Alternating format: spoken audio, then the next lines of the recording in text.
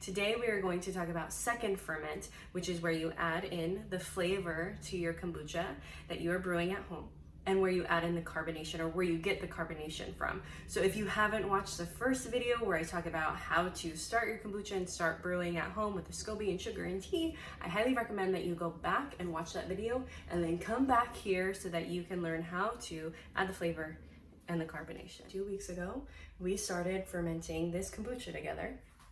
And now what I want to do is I want to taste test. So somewhere between a week and a half to 2 weeks, start to pull a little bit of the liquid off of your kombucha. This is why I love the continuous brew with the spout, so you can pull a little bit off,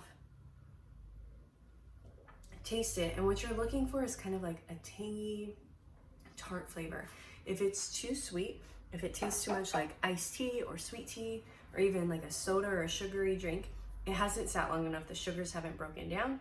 If it's on the other end of the spectrum where it's really acidic, kind of tastes like apple cider vinegar, it's sat a little bit too long. So hopefully before this step, you've gone out and you found yourself some brewing bottles to put your second ferment or your kombucha liquid into.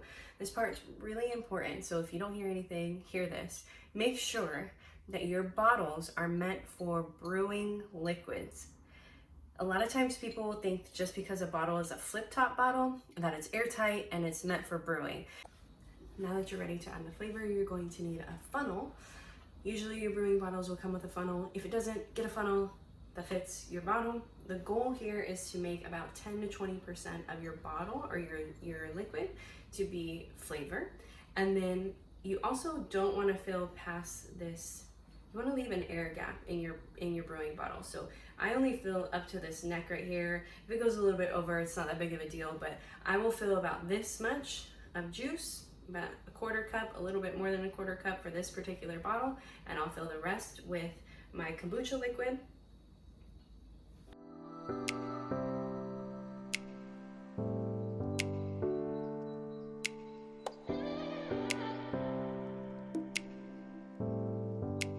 So I wanted to stop and show this to you. This is the watermelon puree that I've made with ripe watermelon. I'm going to add it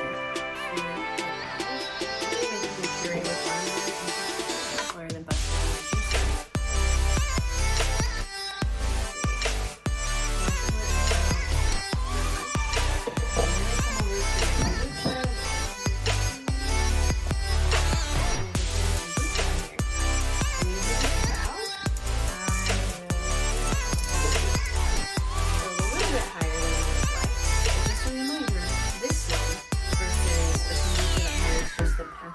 Fruit juice in it.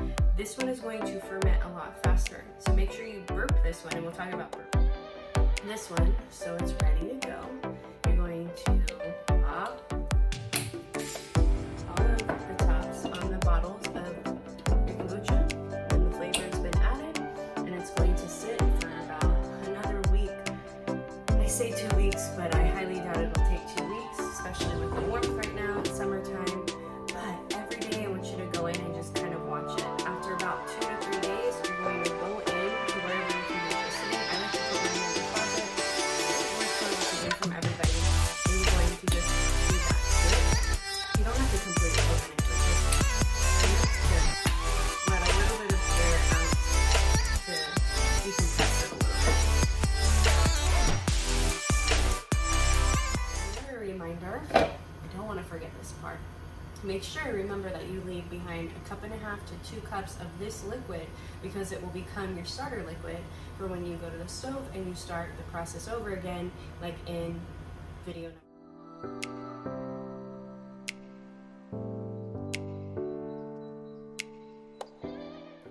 So now we have 2 flavors of kombucha that are going to go in the closet and sit and wait their turn to enjoy about 2 to 3 days in.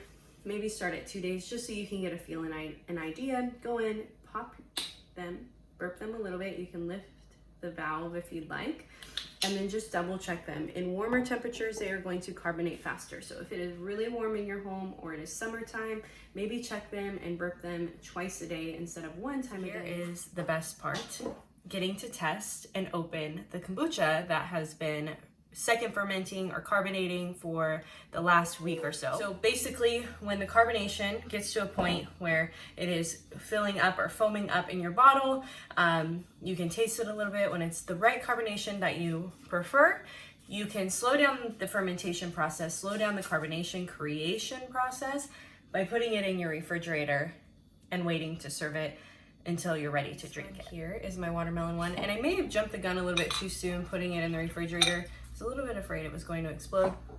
So it's not as fizzy as I would like. This one is the pineapple one. This one is just starting to like fizz, kind of like a soda or soda pop. So per your preference, however long you want it to sit to get the carbonation that you like. It's going to take trial and error. Like I said earlier, the ones that have the fresh fruit or fresh pressed juice are going to ferment faster, but not necessarily carbonate faster. We'll figure it out over time. Just get started, trial and error. Everybody starts somewhere. I hope you found these videos helpful for you on your kombucha brewing journey. I hope you start. If you have any questions, please let me know. You can always message me or comment.